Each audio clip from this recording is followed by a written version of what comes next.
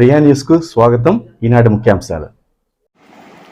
ఘనంగా మన తిరుపతి ప్రెస్ క్లబ్లో ద్వితీయ వార్షికోత్సవ మహోత్సవం.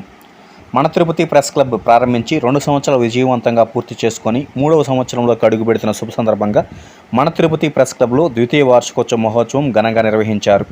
ఈ సందర్భంగా మన తిరుపతి ప్రెస్ క్లబ్లో నూతన కమిటీని ఏర్పాటు చేశారు. ప్రెస్ క్లబ్ వ్యవస్థాపకులు తపసి మురళీరెడ్డి మాట్లాడుతూ, మన తిరుపతి ప్రెస్ క్లబ్ 2 సంవత్సరాలు పూర్తి చేసుకొని విజయవంతంగా 3వ సంవత్సరంలోకి అడుగుపెడుతున్నందున ఆనందంగా ఉందని ఆనందాన్ని వ్యక్తం చేశారు.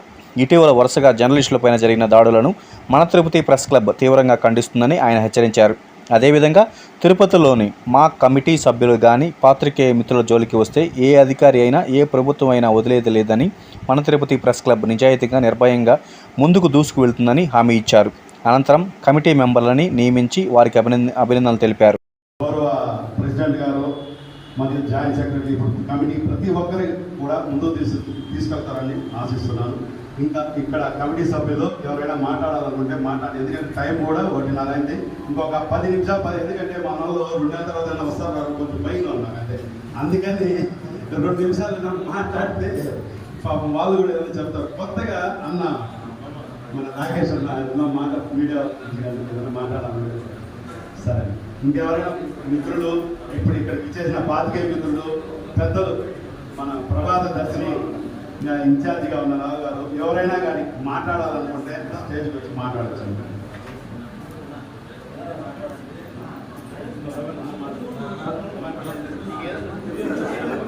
అన్నా ఇదేనా మన మీడియా ఐకమత్యం అంటే ఏంది? ఉన్నటువంటి ఇప్పుడు కష్టపడే వాళ్ళందరూ కూడా కొంతమంది కోపం ఉంటుంది, కొంతమంది ఓపిక ఉంటుంది, కొంతమందికి ఆలోచన చేసే విధానం ఉంటుంది, కొంతమందికి కొత్త కొత్త విషయాలపైన అవగాహన ఉంటుంది. కాబట్టి ఇట్లా అన్ని రకాలుగా ఉన్నటువంటి మనం మన సంస్థను ముందుకు తీసుకెళ్లడంలో, మన సంస్థలో ఉన్నటువంటి సభ్యులు ఎదగడంలో, అదేవిధంగా మన సంస్థను నమ్ముకొని పనిచేస్తున్నటువంటి కుటుంబాలు కూడా మన పైన ఆధారపడి ఉంటాయి. ఆ కుటుంబాలు ఈరోజు మన ప్రెస్ క్లబ్ పైన బోర్డు వేసుకొని వెళ్ళిపోతాం అనుకుందాం. సపోజ్ మనకి అయ్యో పాపం వీళ్ళు పేదవాళ్ళకి సేవ్ చేసేటటువంటి వాళ్ళే, వీళ్ళకి మనం ఒక అన్నం పెడతాం ఎవరైనా అనుకుంటారా? ఎవరైనా అనుకుంటారా? అంటారా ఎవరైనా? ఈరోజు మన ప్రెస్ వాళ్ళు మనకి హెల్ప్ చేసినారని చెప్పి వాళ్ళు ఎవరైనా ఒప్పుడు పిలిచి అన్నం పెడతారా? పెట్టారు.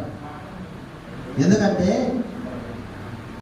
ఇది మాత్రం గర్వంగా చెప్తా, అరిచేతిలో నొక్కారా వస్తా ఉంది లింకు, ఎవరు మాట్లాడారు ఏంటి?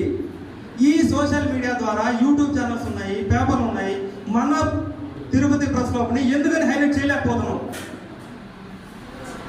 ఉన్న కమిటీ మెంబర్స్ వాళ్ళ సాయశక్తిలా చేస్తూ ఉన్నారు. ఎంత చేసినా వాళ్ళు మాత్రమే చేస్తూ ఉన్నారు. కానీ ఇక్కడ ఉన్న రిపోర్టర్స్ మాత్రం అదేదో పట్టాడు, ఏదో నేను రిపోర్టర్ని, నాకు ఒక ఐడి కార్డు ఉంది, నేను బండి మీద ఒక స్టిక్కర్ వేసుకోగలుగుతాను, నేను ఎక్కడైనా పోతే ఒక దేవస్థానంలో దర్శనానికి వెళ్తాను, ఇవి మాత్రమే ఉపయోగించుకుంటున్నారు.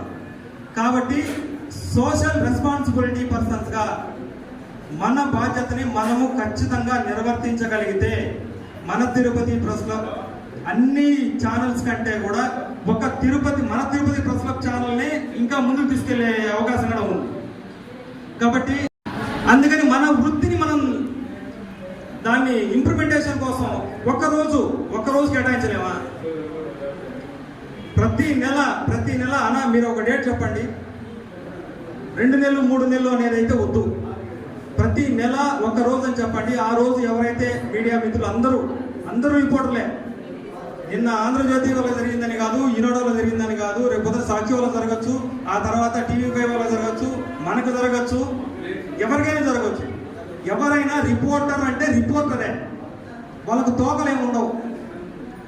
ఏ చిన్న మీడియా అయినా సరే, ఏ పెద్ద మీడియా అయినా సరే, ఎవరైనా సరే. మన జాతీయ స్థాయిలో ఒక సీనియర్ జర్నలిస్ట్ చెప్పాడు, రిపోర్టర్ అంతే, దానికి వేరే పదం అనేది లేదు.